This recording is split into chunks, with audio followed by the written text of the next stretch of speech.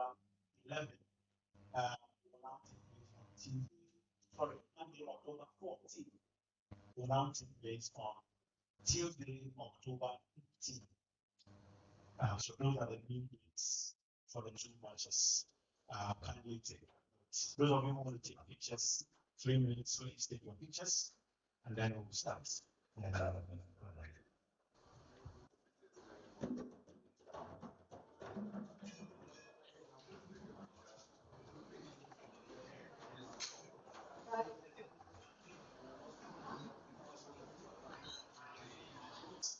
I've been doing this for the last 2 times, but today I won't ask or answer any question about players who are not on the squad.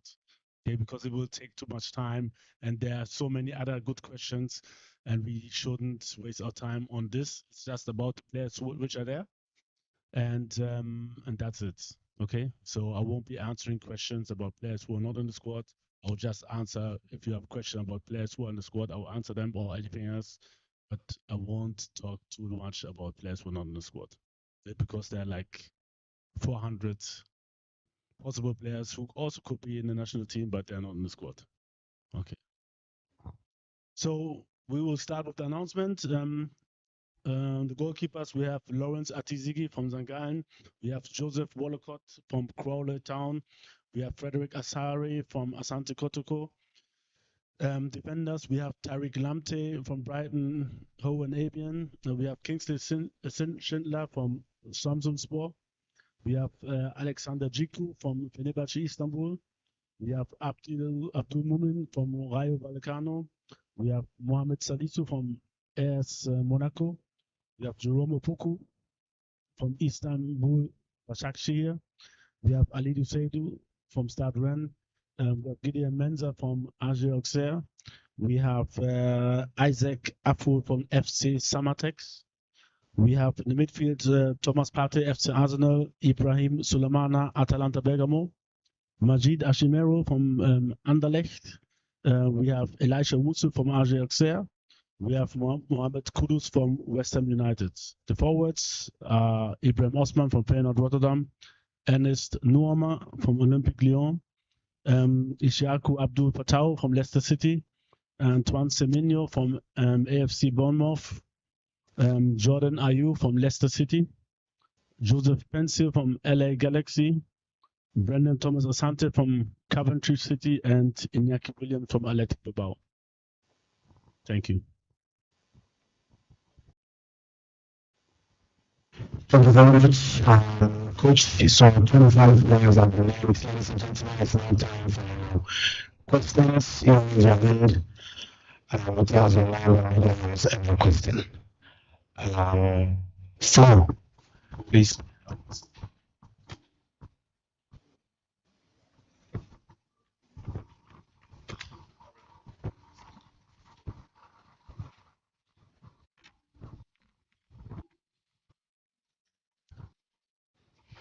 My name is Akoseja. I work at the Ghana Broadcasting Corporation.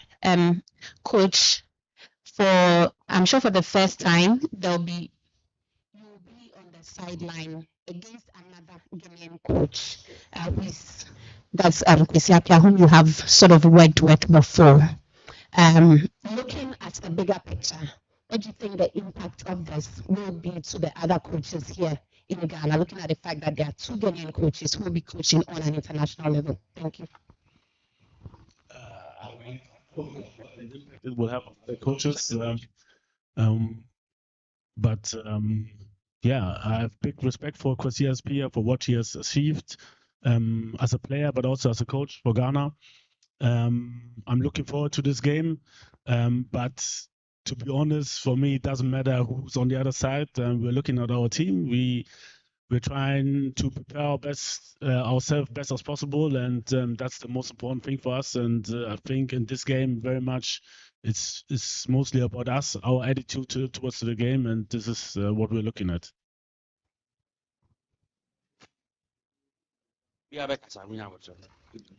Coach, good afternoon. Citizen Francis Almachisa, Ghana Sports, Ghana Radio. So, I would like to ask a question on way the team has been conceding goals.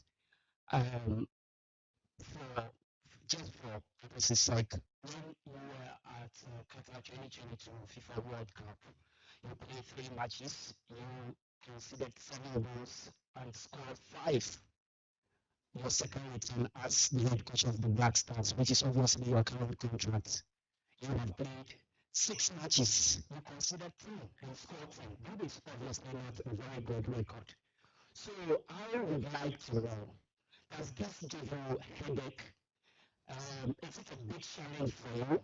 If it's a big challenge for you, or if it gives you sleepless nights, I would like you to recollect some your plans on ensuring that this doesn't replicate or repeat itself in our subsequent matches. I have 2 questions. Yeah, look at the good things around.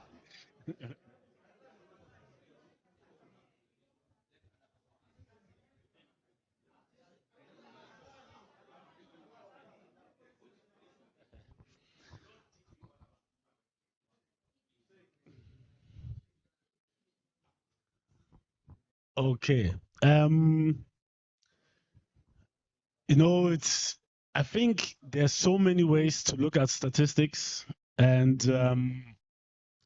for me, to be honest, I don't really look too much behind. What was. I can also say like, okay, look. I was whatever German champion. I played with Ghana at the World Cup, but it's not relevant at the time, especially like 2022 was 2 years ago. It was a different team. I don't think take this statistic into to this situation now. I don't think it's relevant, to be honest. We can also take statistic that okay, we had a match against Nigeria which was very, very tough, where let's say me as a coach, I had a lot of negative things coming against me, but we still managed to qualify. We can look for positive things, we can look for negative things. So for me, it's surely about looking also at the last games we had. And if I'm very, very honest with you, we played against Mali, we played against CAF, where we really did. Angola, to be honest, we played well, but we didn't win, and so at the end it's bad. But if we take like the last 4 games, the Niger game was very, very bad, and this is what I'm looking for. And then we look for the why, and the why is I think we need to improve our defensive discipline to not to concede too many goals. And discipline comes with a certain attitude among the players. And this is my responsibility to teach the players to be very, very disciplined and demanding, not only about themselves, but also about the others. And this is a little bit like one of many things which I need to break a little bit. And I know it's a normal thing in the Ghanaian culture, especially like if they are, let's say, senior players, this is a senior player and this and that. No, but especially where I come from, like where I was born in Germany, it's not a topic on the pitch. It's just about to play and to coach and to help each other and to criticize each other to make your partner better. But also at the same time, when you demand from others to sprint back, to defend aggressively, it also brings demands on yourself, because you can't be talking and on the same time you're not doing it. So it elevates every player up. And this is what I'm looking for. And this is what we need to change, and this is what we need to bring into the dressing room. It's very, very important that after the game, we stick to our tradition. We have respect for elder people, we have respect for senior players and so on. But on the pitch, I want everyone to be demanding, to shout, to criticize, to show positive energy, to criticize in a positive way, but also to show solutions, and then also to demand a certain attitude from each and every player. And this is what was missing in the last game, and this is what I'm looking for, even at the training. And this is what we need to change. If somebody loses in training, I don't want to see him happy, to be honest. I want him to look for a solution, to talk to his teammate what they could have done better. And there we need to take many steps ahead, and the result will be that we won't concede as many goals as we did.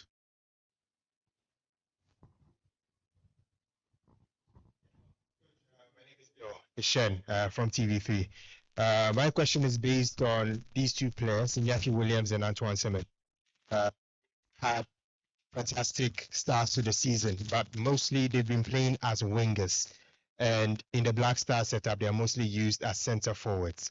How are you looking to get the best out of both of them without changing too much from what they're used to in club level?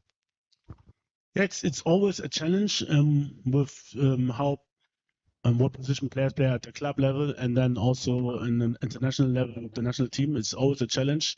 As you just said it, if you just, let's say, mention those two players, maybe take Jordan also in addition, it's not about the player, it's about the team, and we have to see what is best for the team. And if, let's say, both or all of them are playing as wingers, we still need maybe somebody who plays the number 9 position. So whatever I do, I'll do something maybe that is not equivalent to the position in the team. But for me, I think the most important is the team, most important thing. And I have to, and we as the staff, as a coaching staff, have to think about the best possible solution, where we can think each of our players can harm our opponent as much as possible. And this is what we're looking for.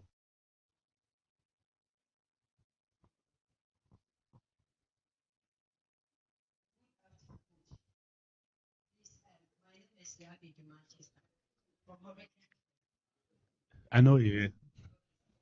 My question is about some few we all saw SPS being interviewed by the select committee members for the parliament, and I listened to the SPS conversation in the parliament. Two things that he said that is important to me. Some time ago, during the time in 2006, we had local players being called to the national team to the extent of even mentioning some of the senior players. He even mentioned of the likes of Slime, the likes of Abdi Mohammed, that they came to the squad and bench even those time, and then they classified as the big players, those that were playing. But this time around, it's not happening soon. So, is it true? If it is true, then what is the essence of calling the local players? If now the quality are low, that is one way.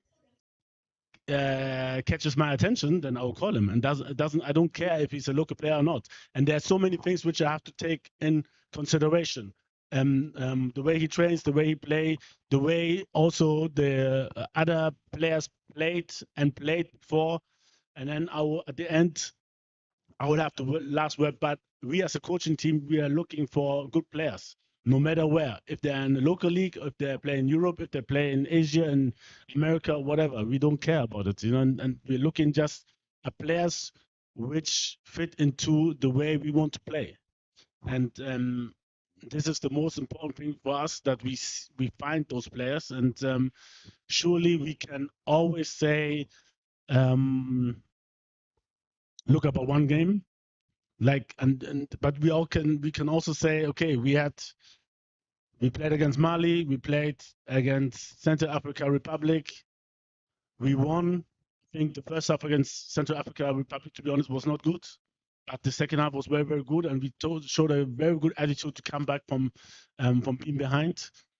And Mali was very good, and so for me, it's about the good players and not about local player, non-local player.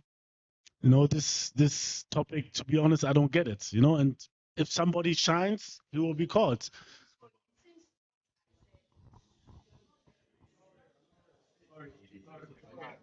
I have the mic. So, yeah, I have the mic. Yeah. So, hello, Coach. Good afternoon. My name is Eugene from UCT.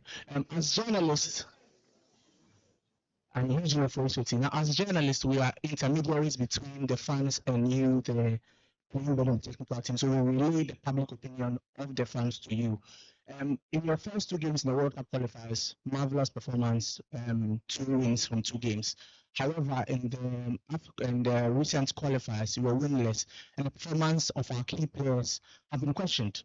They've gone on to their clubs, and they have been, from their performances, Kudus, Iñaki, and Semenyo have been brilliant. But their performance, especially in Nigeria, was sort of spiritless. Now that you are coming back, and for the first time in about 2 decades, you lost in Kumasi, which the fans are not happy about. I think we need to let you know. So what do you plan on doing differently such that you bring back the love in quotes, and then you bring back confidence? Because as I was coming here, people were unhappy with the team. They sort of don't even want to watch the matches. So what do you plan on doing differently to restore confidence in the performance?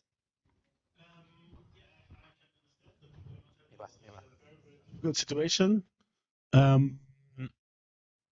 But like I said before, we were in difficult situations before. To be honest, I faced a lot of negativity before my first appearance here. When I came, we played against Nigeria, we qualified. Then also when I came back, a lot of negativity. Difficult situation. We played against Mali, and we won, and it was okay. And now again, surely a difficult situation and very, very understandable. To be honest, I hate to lose. I hate to lose, and I was also pissed. I was very disappointed, especially after the Niger game. And the Angola game, I think we have to see it separately. We can't put it, even though we lost, and results is what counts. Sports, I think surely it should be seen a little bit separately, but just because this is football. I played in Germany in the first division. We lost to a fourth division in the cup game. Sometimes this happens. You have chances, you don't score, and they have maybe 1 or 2 chances they score. So I want to exclude this match, but Niger was really, really bad. Disappointing, and like I said before, for us, it's about to bring the certain spirit which you talked about to this team, and it has to be there always, not only when we play against Nigeria or when we play against Mali or whoever. It has to be there against every team, and there again, I'm talking about defensive discipline, to be ready to run an extra mile, to be ready to stop our opponents from creating chances. Sometimes, and this is also part of football, we have to foul. Maybe you get a yellow card. I want to see this passion. I want to see aggressiveness. And this is the basis which we should have in every game. And if we have this, I think we will win a lot of games. But it's not there, and this was missing in the last game. And this is surely my responsibility, and I have to be to bring the players on their toes, to bring this as a basic thing into the training, but also on the pitch. We know that they can play football, and it's a combination of passion and willingness to win, but also of the tactical transformation on the pitch. And at the end, it's the players who decide if we win or not. And it's on me to bring in these players who will show this commitment on the pitch. And it's also on the players to fight for their spot on the pitch. And we will see in the training what we do. I'm not 100% sure yet what we will do, if there will be changes, many changes or not. But I want to see the hunger on the pitch. And for me, I had a lot of talks, to be honest. I went also around to visit some players, to talk to them directly, because I was very, very unhappy about a lot of players, the way they performed. So we had very, very good talks, but now it's time for action. Everybody can talk. We can talk good, and everybody can say, I want to give 100%. But for me, talk is very, very cheap. It's easy to talk, but we have to see it on the pitch. And if it happens like in Angola, this is also part of football. To be honest, sometimes it's like that. You try to score, the goal doesn't go in. It happens to every team. The probability that it will happen again, if you put in such an effort, it's very, very low. But I'm very, very sure that we have a high probability if we bring in this basics, passion, this spirit to defend, especially, but also to be determined to win and to score, and combine it with the tactical collectiveness to deliver on the pitch, then I'm very, very sure that we will win the game then. Coach. Coach, my name is Ebenezer Amuzu. I work with Water Farm here in Accra.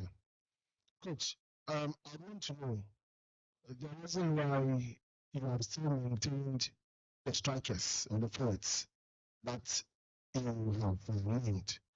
Because it looks like the forwards will struggle to get the goals, and the essence of a very good striker is to get his goals. I want to know why you maintain them if we are the best we have in this country, or we don't have enough quality. Apart from that, I have seen one young player. You would not want to answer that question, but if I am on my radio and one Ghanaian asked me, why wouldn't you, as a coach, that Michael Boldy, who plays for Elfsberg in Sweden, is performing so well, but has not gotten a call up into the Black Stars? Coach, what should be my answer? Thank you.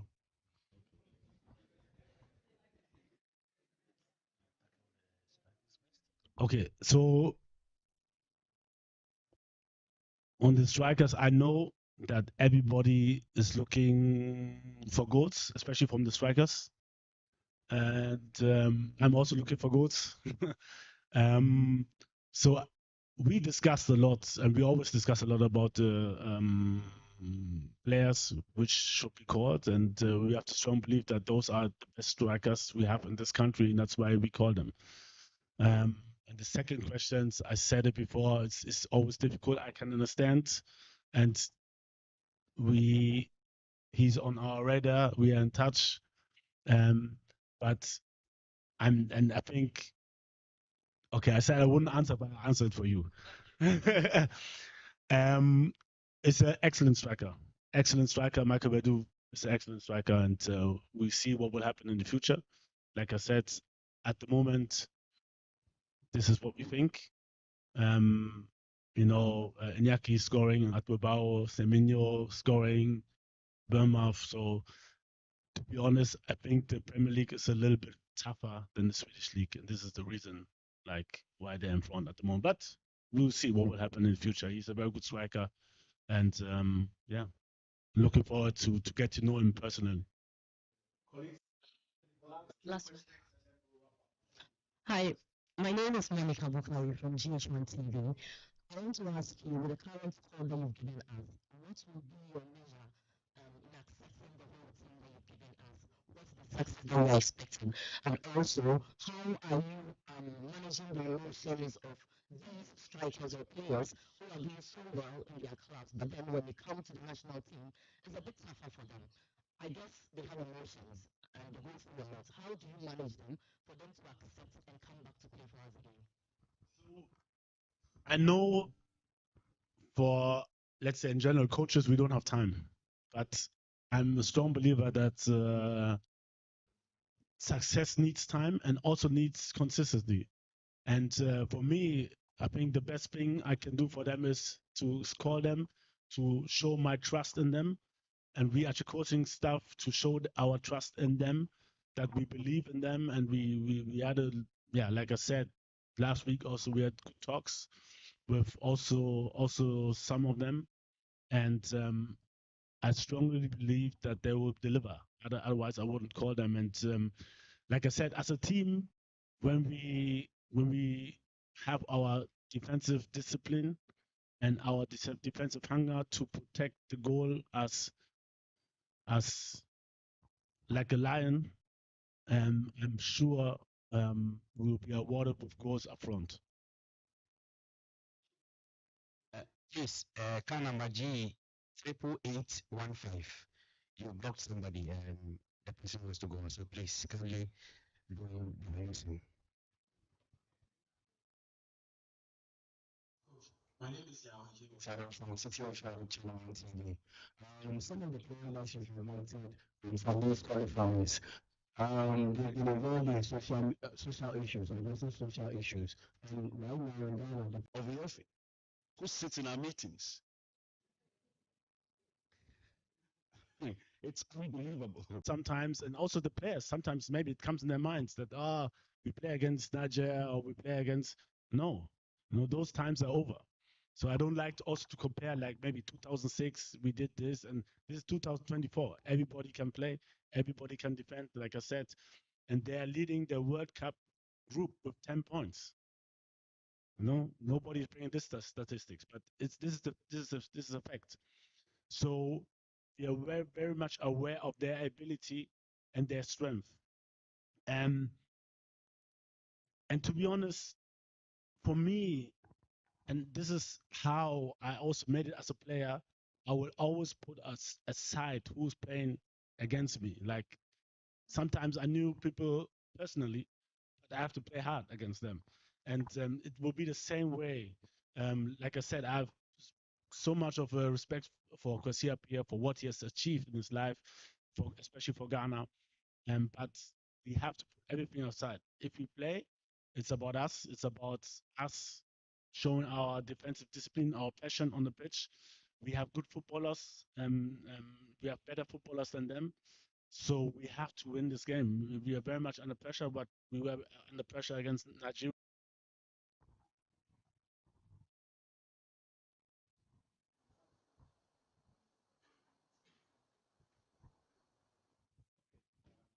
Thank you very much. Thank you very much. Many thanks to our head coach. And then colleagues, we're also grateful for your coming. Let me once again announce that the dates for the two games